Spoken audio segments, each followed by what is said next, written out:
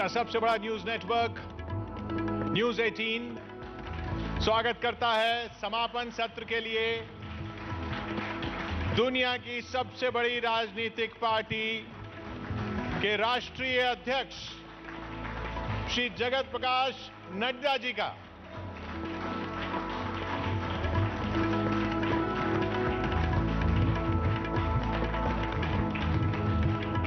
नड्डा जी आज के दिन हमारे पास साथ आए हैं। आज एक खास दिन और उस खास दिन के खास मौके पर आपने हमारे लिए वक्त निकाला, आपका आभार न्यूज 18 परिवार की तरफ से।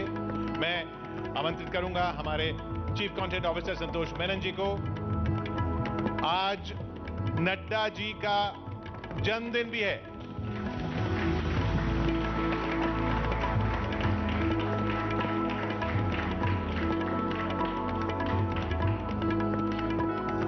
आज के दिन आपने अपने व्यस्त समय से व्यस्त कार्यक्रम से हमारे लिए समय निकाला, इसके लिए आपका आभार। हम समापन सत्र के लिए नड्डा जी से गुजारिश करेंगे कि 2 शब्द कहें हमारे यहाँ के ऑडियंस के लिए और देश भर के लिए ऑडियंस के लिए। लेकिन उससे पहले एक वीडियो जो पूरे सोशल मीडिया पे चल रहा है वो जरूर देखना चाहेंगे। ये सम्मानित वरिष्ठ सदस्य माननीय जेपी नड्डा जी का आज जन्मदिन है। वह दीर्घायु हों, स्वस्थ रहें, देश समाज को उनकी सेवाएं लगातार मिलती रहे, हम सबकी शुभकामनाएं। सम्मानित वरिष्ठ सदस्य माननीय जेपी नड्डा जी का आज जन्मदिन है। वह दीर्घायु हों, स्वस्थ रहें, देश समाज को उनकी सेवाएं लगातार मिलती रहे, हम सबकी शुभकामनाएं। जी जी, माइक आपके पास। आप यहां से भी संबोधित कर सकते हैं। और नड्डा जी बता रहे हैं हमारे समक्ष बलूनी जी भी हैं, उनका भी जन्मदिन है। बलूनी जी आपको भी बहुत बहुत शुभकामनाएं।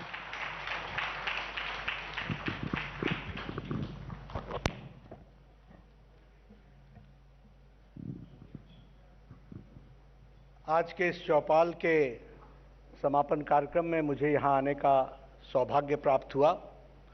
सबसे पहले तो मैं संपादक मंडल जिन्होंने मुझे ये मौका दिया कि मैं आप सबके साथ इस शाम में कुछ चर्चा करूं, इसका जो मुझे सौभाग्य और मौका दिया उसके लिए मैं संपादकीय मंडल का धन्यवादी हूं। और मैं कोशिश करूंगा कि आप सबके साथ जो हमारी पार्टी जिस विचार को लेकर के चली है और राजनीतिक परिवेश में जो आज हमारी पार्टी जिस विचार प्रक्रिया को आगे बढ़ा रही है उसमें कुछ बातों को मैं आपके साथ आत्मसात करूं। वैसे मुझे जानकारी मिली कि चौपाल में आपने स्पोर्ट्स, पॉलिटिक्स, सिनेमा, संस्कृति, कलाकार सबके साथ चर्चा की और देश की परिस्थितियों के बारे में भी और इन विषयों के बारे में आपने बहुत अच्छी डिस्कशन की। और प्रजातंत्र की सबसे बड़ी खूबसूरती और ताकत भी यही है कि we discuss, we deliberate and we sometimes agree to disagree. दोनों का समावेश होता रहे तो प्रजातंत्र मजबूती के साथ आगे बढ़ता है। और चौपाल एक इसी का प्रयास है, इसलिए मैं टीवी नेटवर्क को, नेटवर्क 18 को मैं बधाई देता हूं और हमारी शुभकामनाएं। हम सब लोग जानते हैं कि प्रजातंत्र को मजबूत करने के लिए लेजिस्लेटिव, एग्जीक्यूटिव, जुडिशरी, मीडिया, ये चारों स्तंभ और इनका एक बैलेंस ये बड़ा आवश्यक होता है। और सभी एक दूसरे को अपने अपने रास्ते पर चलते हुए भी पूरक होते हैं। Where legislative legislates, executive executes, there is a role for judiciary also to see that within the constitutional framework the legislation takes place or not. और उसके साथ साथ मीडिया उन विषयों को उजागर करती है जो छुपते हुए दिखते हैं, लुप्त होते हुए दिखते हैं और आपको लगता है कि उनको सामने लाना चाहिए। इसलिए रास्ते अपने हैं, लेकिन गोल और मंजिल एक ही है। गोल और मंजिल क्या है? वो गोल और मंजिल है कि हम प्रजातंत्र को मजबूत करते हुए देश को आगे बढ़ाएं, और उसका आपने बहुत अच्छा समावेश राइजिंग इंडिया के नाम पर किया है। तो मैं उस राइजिंग इंडिया के गोल को हम सब लोग आगे बढ़ा रहे हैं अपने अपने तरीके से। ये बहुत ही अच्छी बात है। प्रजातंत्र और पॉलिटिक्स की दृष्टि से हम देखें तो सभी या लंबे समय तक सरकारों में रहे लोग सभी ने गरीब, किसान, दलित, पिछड़ा, इनकी बातचीत की और इनके बारे में चर्चाएं की।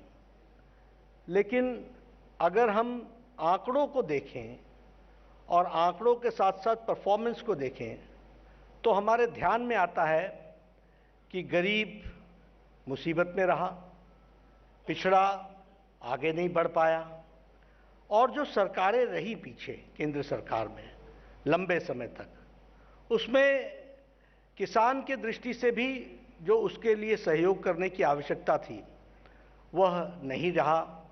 और साथ ही साथ अगर हम देखें तो स्कीम्स में एक बहुत बड़ा पीपल एंड गवर्नमेंट, इसके बीच में बिचौलियों का बहुत बड़ा रोल रहा और बिचौलियों का बोलबाला भी रहा। और बिचौलियों के बोलबाले से स्कीम्स का जो नेट लास्ट माइल डिलीवरी थी, दैट वाज ऑलवेज क्वेश्चनेबल। ये हमने देखने को हम सबको मिला। और एक समय प्रधानमंत्री लेट स्वर्गीय राजीव गांधी ने ही कह दिया कि 1 रुपये भेजते हैं तो 15 पैसा पहुंचता है, 85 तो रह जाता है रास्ते में। और मैं ये भी कह सकता हूं कि एक डिकेड ऐसा आया which was a decade of scandals. 2004 से 2014 तक अगर हम देखें तो भ्रष्टाचार और भ्रष्टाचार के साथ कुल मिलाकर के घोटाले, स्कैंडल्स और 12 लाख करोड़ रुपए। अब वो आंकड़े अलग अलग हो सकते हैं, लेकिन कोई 10 कहता है, कोई 12 कहता है, लेकिन 12 लाख करोड़ रुपए की बात एक आती है। तो इस तरीके की परिस्थिति हम सब लोगों को देखने को मिली।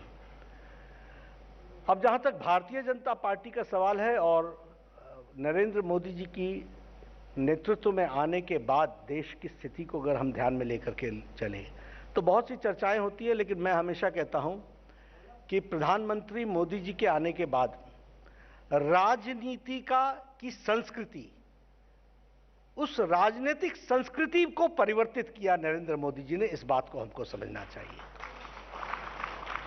He changed the political culture of the country. And when I say this, I don't say because he's our party's leader, but he's the leader of the nation, and he's the prime minister, and he's internationally acclaimed also. But I say on facts. आप बताइए, आप 2014 के पहले political party का culture देख लीजिए, अन्य political पार्टियों का। Vote bank, divisive politics, non performance, performance never an issue, never an agenda. और अब 2014 के बाद की आप संस्कृति देखिए, सारी पॉलिटिकल पार्टी विकास, डेवलपमेंट, परफॉर्मेंस, इसकी चर्चाएं करने लगी। Who taught them?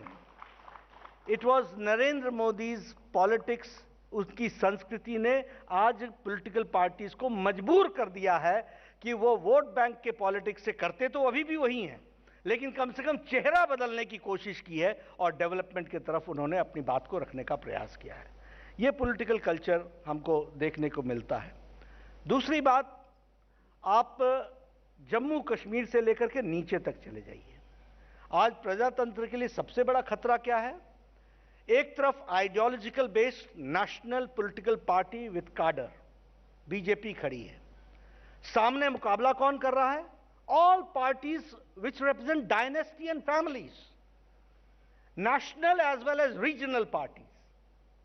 ये हमारे लिए अगर हम देखें तो डेमोक्रेसी के लिए ये बहुत बड़ा चैलेंज है, प्रजातंत्र के लिए बहुत बड़ा चैलेंज है, और इसकी गहराइयों को पॉलिटिकल साइंटिस्ट और एनालिसिस्ट के रूप में हमको समझने की आवश्यकता है। आप जम्मू कश्मीर उठाइए, आप हरियाणा उठाइए, आप उत्तर प्रदेश उठाइए, आप तेलंगाना उठाइए, आप आंध्र प्रदेश उठाइए, आप तमिलनाडु उठाइए, सब जगह आपको फैमिलीज मिल जाएंगी। अब महाराष्ट्र भी आजकल फैमिलीज की तरफ चल पड़ा। यानी ये जो पॉलिटिकल कल्चर में फैमिली डायनेस्टिक पॉलिटिक्स है, यह एक बहुत बड़ा एक चैलेंज बन गया है। और उस चैलेंज, और मैं ये कहूंगा कि हमारी पॉलिटिकल पार्टी में there is a conscious effort कि हम वंशवाद को से पार्टी को प्रभावित नहीं होने दे रहे हैं, और उसके लिए हमने कॉन्शियस एफर्ट किया है। अंदर अपनी पार्टी के अंदर भी उन सारी चीजों को आगे ठीक और रेक्टिफाई करने का प्रयास किया है। लेकिन इस बात को हमको समझना चाहिए कि एक लोकतंत्र के लिए जो चैलेंज हमारे सामने है, और मोदी जी के नेतृत्व में जहां सबका साथ, सबका विकास, सबका विश्वास, सबका प्रयास, इस बात को लेकर के आगे हम लोग बढ़े, तो उस थॉट प्रोसेस को अगर हम देखें तो वो अनफोल्डमेंट कैसे हुआ। इसीलिए मैं कहता हूं, इसी Congress party, national Congress party, Indian national Congress अपने आप को जो बोले, आजादी से लेकर के 2014 तक कांग्रेस पार्टी का आइडियोलॉजिकल यात्रा क्या रही है, उसको हमको समझना चाहिए। What has been the ideological path which they have taken. आपको ध्यान में आएगा कि इट्स बिट्स एंड पीसेस। जब जो चल गया, जब जो नारा चल गया, उसको चला लिया, लेकिन देश को आगे 20 साल बाद क्या आवश्यकता होगी और हमको किस रास्ते पर जाना है, ये नहीं था। और तभी मैं बड़े गौरव के साथ कह सकता हूं कि I represent a party which is ideological based, कार्डर based and a national party, and no compromise on ideology. This we have to understand. आप कहेंगे हमारा रास्ता क्या है? हमारा रास्ता है, अब उस समय हमको 1960s में लोग कहते थे what is your economic programme, what is your economic ideology.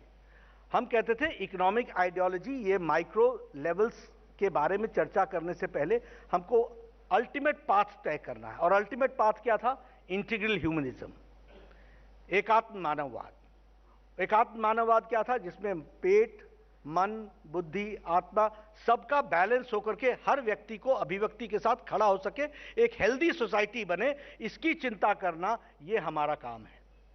उसी का अनफोल्डमेंट क्या हुआ? अंत्योदय। उसी का अनफोल्डमेंट क्या हुआ? मोदी जी ने सबका साथ, सबका विकास, सबका प्रयास और सबका विश्वास, इस बात को लेकर के आगे बढ़े। तो दिस इज एन अनफोल्डमेंट, और उसी में से ये सारे प्रोग्राम, स्कीम्स और ये सब कुछ जो निकला वो उसी में से निकला। इस बात को भी हमको समझना चाहिए। अगर हम बात करें तो हम सबका साथ, सबका विकास की बात करते हैं, हमारे विरोधी हमेशा वोट बैंक पॉलिटिक्स की बात करते हैं, और वोट बैंक पॉलिटिक्स उनके जहन से निकलता नहीं है, वो उसी को अपना रास्ता मानते हैं। और फिर गवर्नमेंट्स भी जो देते रहे हैं, that has been representing a particular section of the society. It is not, the governments do not represent the society as a whole. In totality वो हमारे को represent नहीं करते हैं। तो इस बात को भी हमको समझना चाहिए, ऐसा मुझे लगता है कि हमको ध्यान में रखने की ज़रूरत है। अब अगर मैं बात करूं डेवलपमेंट की और 2014 के बाद प्राइम मिनिस्टर मोदी जी के नेतृत्व में योगदान की दृष्टि से, public memory is very short, इसलिए हमको याद नहीं रहता और हम उनकी इंपॉर्टेंस को एक डे टू डे एक्टिविटी के रूप में ले लेते हैं। When Modi ji talked about Swachhata Abhiyan from the ramparts of Lal Qila, लाल किले के प्राचीर से उन्होंने चर्चा की, तो ऑपोजिशन ने मखौल उड़ाया। ये क्या प्रधानमंत्री है, लाल किले के प्राचीर से स्वच्छता की बात करता है, सफाई की बात करता है, कूड़ा उठाने की बात करता है? What is this Prime Minister? What is his vision? Do we know that because of this Swachhta Abhiyan, understand the first of all the dimension of the problem, the scale of the problem, कि इस देश में 11 crore toilets बनाने की आवश्यकता पड़ी। इसका मतलब 11 crore families were without toilets. Now, do we understand what is the meaning of a house without a toilet? It means, it demeans the women empowerment. वो मातृशक्ति को एक बहुत बड़ा चैलेंज देती है। लोहिया ने 1960s में जाकर के अपने पार्लियामेंट में कहा कि मुझे शर्म आती है कि जब मैं सड़क पर चलता हूं तो महिलाएं बड़ी झुंड में आकर के अपने नेचुरल नीड्स के लिए सड़कों पर बिखरती हैं, और इस तरीके का उनके पार्लियामेंट का भाषण है। But nobody did anything. लेकिन आज 11 करोड़ फैमिलीज को अगर टॉयलेट मिलता है तो 11 करोड़ फैमिलीज का एम्पावरमेंट होता है और स्पेशली विमेन का एम्पावरमेंट होता है। इस बात को हमको समझना चाहिए। और I being a health minister I can say, हम ये कह सकते हैं वाटरबोर्न डिजीजेस कम हो गई, डायरिया कम हो गया। इस देश में 10 लाख लोग डायरिया से बच्चे हर साल पीड़ित होते थे और 3 लाख जीवन लीला समाप्त हो जाती थी। आज डायरिया रिड्यूस हो गया, ये वाटरबोर्न डिजीजेस खत्म हो गए, टाइफाइड बाकी सारी चीज़ों पर भी उसका एक असर पड़ा है। तो इस बात को भी हमको समझना चाहिए कि ये स्वच्छता अभियान सिर्फ एक देखने के लिए नहीं है, ये एक बहुत बड़ा एक प्रयास हुआ है जिसने देश की तस्वीर और तकदीर को बदला है और उसकी गहराई को हमको समझने की आवश्यकता है, हमको ध्यान रखने की आवश्यकता है। अब ये उजाला योजना 19,000 करोड़ इलेक्ट्रिसिटी बिल अब गरीब आदमी का कम आ रहा है, ये छोटी घटना है।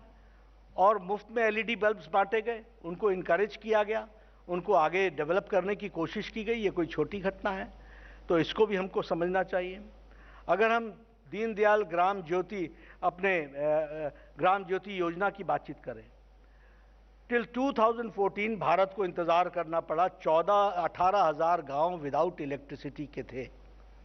आप सोचिए ना कैसा होगा देश, और वहाँ के पढ़ने वाले बच्चे कैसे होंगे जो लालटेन में पढ़ते होंगे, जिनको टीवी की सुविधा नहीं होगी, जिनको बाकी चीज़ों की सुविधा नहीं होगी, उनका घर कैसा होगा और उनकी अपलिफ्टमेंट कैसी होगी। आज 10% इलेक्ट्रिफिकेशन ऑफ विलेजेस हुआ and this was done in 1000 days, that we have to understand. This is the change, और ये चेंज भारत का तस्वीर चेंज करने के लिए इसमें से हम लोगों को समझना चाहिए। मैं तो गांव से आता हूं, आप कोई इंडिविजुअल अगर कोई बिजली मांगता था, कोई गांव के लोग बोलते थे मेरे 10 घरों में बिजली नहीं है, ये नई बस्ती बनी है, तो जेई बोलता था, जेई यानी जूनियर इंजीनियर, हाँ तार है तुम्हारे पास? नहीं है, ऐसा करो आधी तार तुम खरीदो, आधी मैं कहीं से इंतजाम करूंगा। सुनिए शब्द, मैं कहीं से इंतजाम करूंगा, और गांव वाले खंबा ले जाना उठा करके, यानी पोल, ये पोल उठा के गांव ले जाए, वहां पर उसको रखे, तार आधी तुम देना, तार हम आधी देंगे, और फिर एहसान जताएंगे कि तुम्हारे यहां मैंने बिजली पहुंचा दी, और फिर बोलेंगे हमारा बख्शीश का क्या। ऐसी स्थिति में सौभाग्य योजना के तहत 2 करोड़ 86 लाख नियरली 3 करोड़ घरों में प्रधानमंत्री जी ने मुफ्त बिजली पहुंचाई है। इस बात को हमको समझना चाहिए, बिजली का कनेक्शन मुफ्त दिया। मैं लखनऊ के पास एक गांव में गया, मेरे को एक गांव के आदमी ने बोला मजा आ गई भाई। मैं कहा क्या मजा आया भाई? अरे जेई पहले हम जेई के पीछे दौड़ते थे, अब जेई हमारे पीछे दौड़ता है, बोलता है कि फॉर्म लगवा लो, साइन कर दो, हम शाम तक तुमको बिजली दे देंगे। ये है सौभाग्य योजना जिसको हमको समझना चाहिए। और मैं ग्रास रूट लेवल की बात कर रहा हूं, मैं कोई अतिशोक्ति, कोई मैं इधर उधर की बात नहीं कर रहा हूं। मैं गया था उसकी खुशी में शामिल होने के लिए। उसने कहा बाबूजी मजा आ गया। जो जूनियर इंजीनियर बोल रहा है, फॉर्म लेकर के घूम रहा है, कहता है कि लगा लो क्योंकि मेरे को टारगेट पूरा करना है। और टारगेट पूरा करना किसने कहा है? सरकार ने कहा है। और सरकार किसकी है? योगी जी की सरकार है। ऊपर कौन बैठे हैं? मोदी जी बैठे हैं। ये जो परिवर्तन आया है, इसको हमको समझने की जरूरत है। अब आयुष्मान भारत की हम बात करें, मैं तो अपने आप को बहुत गौरवान्वित महसूस करता हूं। ये होना था, मोदी जी के नेतृत्व में ये होना था, लेकिन मुझे ये सौभाग्य मिला कि मैं उस समय स्वास्थ्य मंत्री था। और मुझे याद है कि जब मैं इंटरनेशनल फोरम्स पर जाता था, स्पेशली जेनेवा, जहां वर्ल्ड हेल्थ असेंबली हर मई के अंतिम सप्ताह में एक साथ सारे देश के स्वास्थ्य मंत्री आते हैं, तो वहां यूनिवर्सल हेल्थ कवरेज, ये एक ऐसा नाम था जैसे यूनिवर्सल हेल्थ कवरेज एक बड़ी दूर का टारगेट है, एक ऐसी पंछी है, एक ऐसा है जहां तक पहुंचना बड़ा मुश्किल है। इस तरीके का वातावरण बनता था और हम लोग भी इस बात को देखते थे। और हमारे से दुनिया के लोग इसी अंदाज में पूछते थे, well mister Nadda, what you have to say about universal health coverage? And I used to say, we are on the track, we are trying to do it, we are going to see to it that what happens. 2018 तक हम इस बात के लिए, 17 तक हम लगे रहे। प्रधानमंत्री मोदी जी ने कहा एक फुल प्रूफ प्रोग्राम बनाओ और गरीबों को हेल्थ के फैसिलिटी मिलनी चाहिए। और मुझे यह सौभाग्य मिला कि 10 crore 74 lakh families, which amounts to 50 crores of people, which leads to approximately 40% of the Indian population. Bharat के 40% की आबादी को आयुष्मान भारत के तहत 5 लाख रुपए का हेल्थ कवरेज दिया गया। इसको भी हमको समझना चाहिए। और फर्क क्या पड़ा? फर्क यह पड़ा कि जब मैं इंटरनेशनल फोरम में गया तो डॉक्टर टेड्रोस ने मुझसे कहा, where is mister Nadda, where is India's representative, come forward, tell the world what is this Ayushman Bharat, tell the world. यानी इंडिया फोरफ्रंट पर आ गया। Everybody should replicate, this is universal health coverage 40%। And who are those people? आपको जानकर के आश्चर्य होगा, it is not by caste, it is not by other things, it is by profession.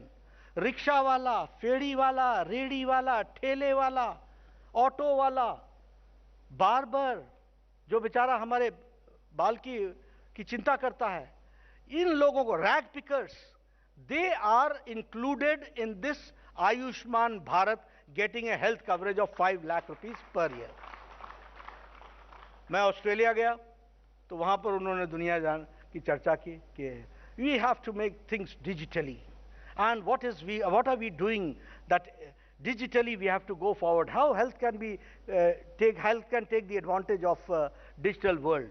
मैंने उनको आयुष्मान भारत समझाया कि 55 करोड़ लोग यहाँ पर, हमारे यहाँ आराम से वो अपने गोल्डन कार्ड पर अंगूठा लगा करके वह अपना हेल्थ कार्ड के माध्यम से जो आयुष्मान में रजिस्टर्ड है वो देश के किसी भी कोने में जाकर अपना इलाज करा सकते हैं। दुनिया ने कहा, ओह my God, this India has done. हमने कहा, यस इंडिया हैज डन। और अभी हम इतने पर ही नहीं रुकने वाले हैं। मोदी जी के नेतृत्व में हम हेल्थ रिकॉर्ड के दृष्टि से उसको भी डिजिटली करने वाले हैं, सबसे बड़ा प्लेटफॉर्म देने वाले हैं। इस बात को हमको समझना चाहिए। ये जो आप लोग जब दिखा रहे थे कि 100 करोड़ हो रहा है, तो ये जो आपका मीटर चल रहा था और इस मीटर को आप देख रहे थे, ये मीटर ऐसे ही नहीं चल रहा था।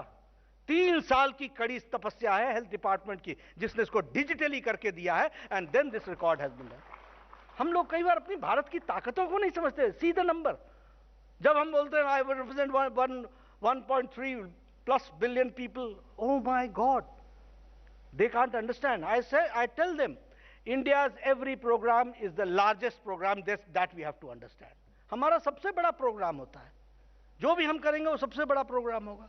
अब आयुष्मान भारत की बात कर रहे हैं, 2 करोड़ 50 लाख लोगों ने इसका फायदा उठा लिया है। गरीब लोग हैं, और मैं तो आपको मालूम है जमीन से जुड़ा रहता हूं, हॉस्पिटल में जाता रहा हूं, उनसे मैंने पूछा है कि कैसे हुआ है।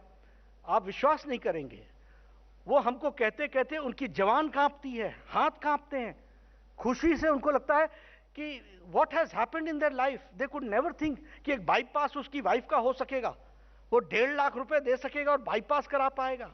वो कभी कल्पना नहीं कर सकते हैं कि उनका ऑपरेशन, कोई किडनी का ट्रांसप्लांटेशन हो जाएगा। वो कभी कल्पना नहीं कर सकते थे कि उनका कोई और जानलेवा डिजीज से, कैंसर का इलाज हो जाएगा। आज 5 लाख रुपए में उनके परिवार का इलाज हो रहा है। ये आयुष्मान भारत के तहत ये सारे कार्यक्रम हुए हैं। पीएम आवास योजना उठा लीजिए। ये आवास योजना हमारे कांग्रेस भाई बड़े बुलंदी से बोलते हैं, ये तो हमारी योजना थी, ये तो हम लोगों ने चलाया था, नाम पीएम आवास है। ठीक है, ये आपकी योजना थी। कितने आवास बनाते थे आप? 12 लाख, 14 लाख, 17 लाख। ये देश के डायमेंशंस को देख करके ये नंबर सफिशिएंट था। आज 1 करोड़ 45 लाख प्रधानमंत्री आवास योजना में घर बन करके तैयार। इसके नंबर और फिगर्स को भी हमको ध्यान में रखना चाहिए। अभी ये वैक्सीनेशन की मैं शेयर करना चाहूंगा आपसे, वैक्सीनेशन की बात। मैं हेल्थ मिनिस्टर रहा हूं, इसलिए आपसे शेयर करता हूं। Leadership, how it makes a difference, and leadership how changes the image of the country, which we have to understand. आप सब में से बहुत कम लोगों को मालूम होगा, मैं कुछ बिंदु आपके सामने रखना चाहता हूं। चिकन पॉक्स का 1995 में इंजेक्शन आया और इंडिया में ये अवेलेबल हुआ 2005 में। हमारे यहाँ ट्यूबरक्लोसिस का वैक्सीनेशन का प्रोग्राम जो चला, उसकी शुरुआत दुनिया में 1921 में हो गई और भारत में ये यूनिवर्सल इम्यूनाइजेशन प्रोग्राम में आया 1978 में। आप देश की लीडरशिप को समझिए, 1921 में आ गया दवाई आ गई। और भारत की यूनिवर्सल इम्यूनाइजेशन प्रोग्राम में 1978 में आप ट्यूबरक्लोसिस के लिए दवाई देने के लिए आप उसको यूनिवर्सल इम्यूनाइजेशन और यूनिवर्सल हेल्थ कवरेज में आप उसको लेकर के आए। पोलियो,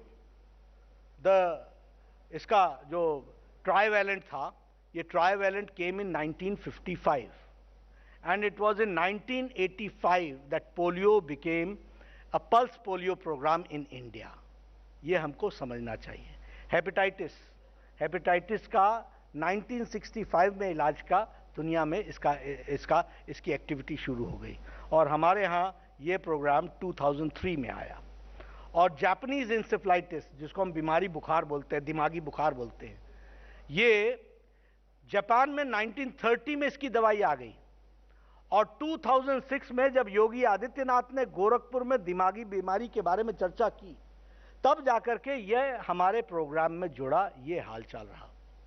लेकिन जब कोरोना वायरस आया, जनवरी में फर्स्ट केस डिटेक्ट हुआ और 2020 के, और 2020 के अप्रैल में प्रधानमंत्री मोदी जी ने टास्क फोर्स को गठित कर दिया और 9 महीने के अंदर एक नहीं 2 इंडिजिनस वैक्सीन बना करके दी। इस बात को हमको समझना।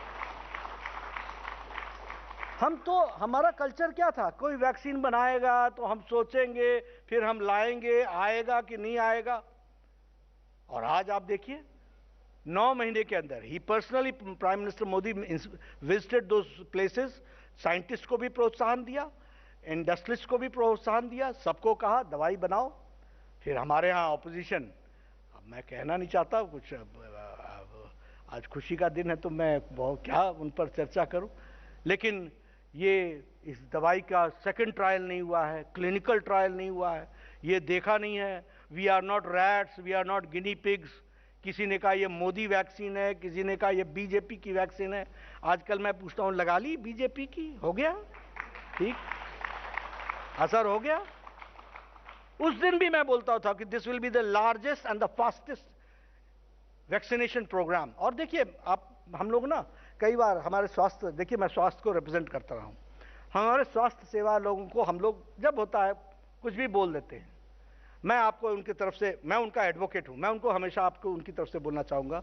We have got the world's best health infrastructure, best health workers in the world. इसको हमको समझना चाहिए, डेडिकेटेड। और ये मैं सिर्फ कहने के लिए नहीं कह रहा हूं, ये वैक्सीनेशन प्रोग्राम, अब ठीक है वैक्सीनेशन लगाना, किसने कहा है कि लाहौल स्पीति की पहाड़ियों पर, रेगिस्तान की पहाड़ियों पर चढ़ करके जाकर के 10 घरों में जब वहां जाकर के वैक्सीन लगाओ? किसने कहा था कि तुम खड्डों में से दूर होते हुए तुम जाकर के वैक्सीन लगाओ? ये हमारे हेल्थ वर्कर्स हैं जिन्होंने देश की तस्वीर और तकदीर बदलने में अपना पूरा योगदान किया है। इस बात को हमको समझना चाहिए। And fastest, largest and fastest vaccination programme, और आज हम 125 करोड़ को हम क्रॉस कर गए हैं। ये वैक्सीन प्रोग्राम डबल डोज में की दृष्टि से हम काम में जिस तरीके से जुड़े हों, और अब हम दुनिया के देशों को वैक्सीन दे रहे हैं। ये पहली बार है कि हमसे दुनिया के देश हमको थैंक्स के लेटर दे रहे हैं। दिस इज द चेंज, इसको कहते हैं पॉलिटिक्स में, ये संस्कृति का परिवर्तन आया है।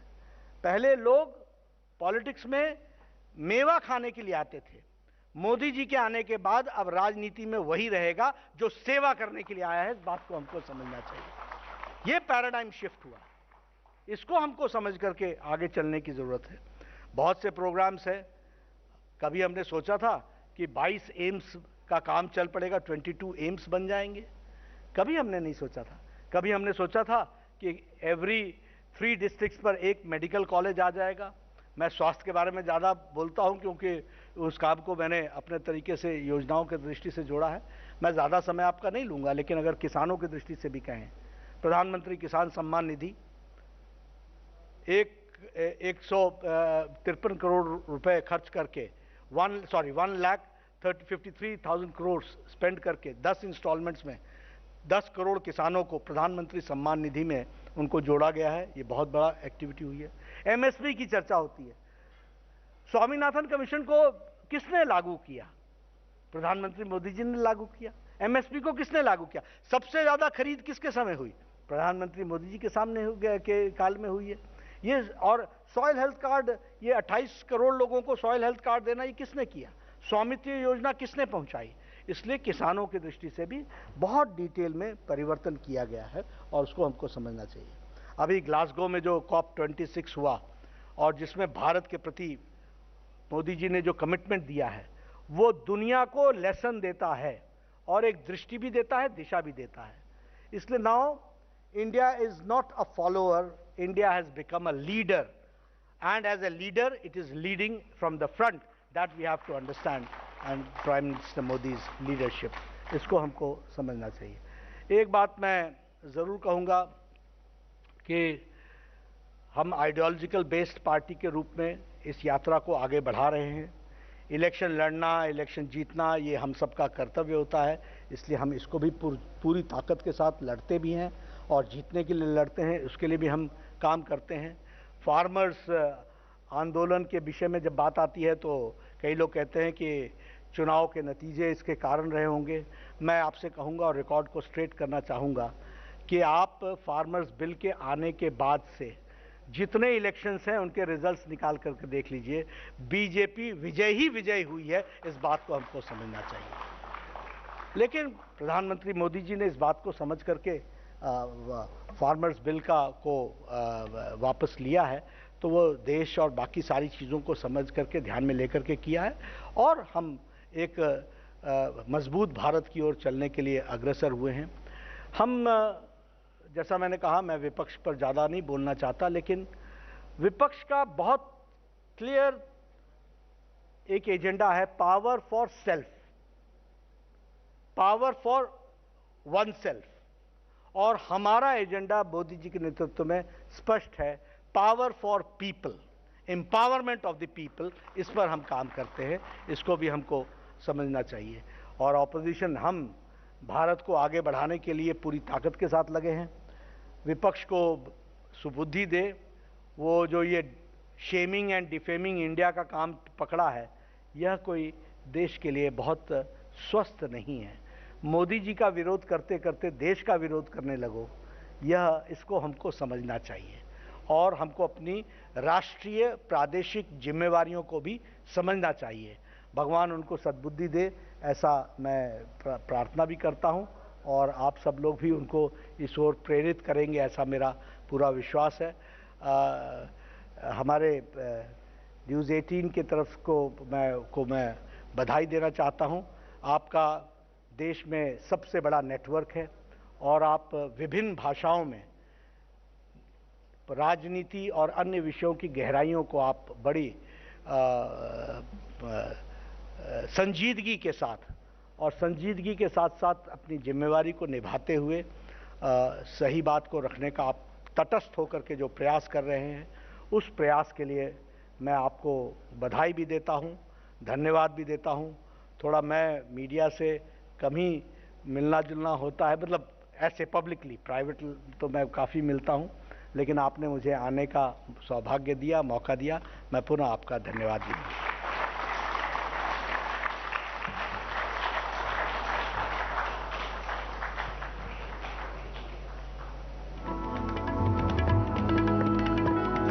आज के खास दिन पर समापन सत्र में एक बार फिर हम आपका आभार जताएंगे और धन्यवाद करेंगे दुनिया की सबसे बड़ी पार्टी के राष्ट्रीय अध्यक्ष जगत प्रकाश नड्डा जी का।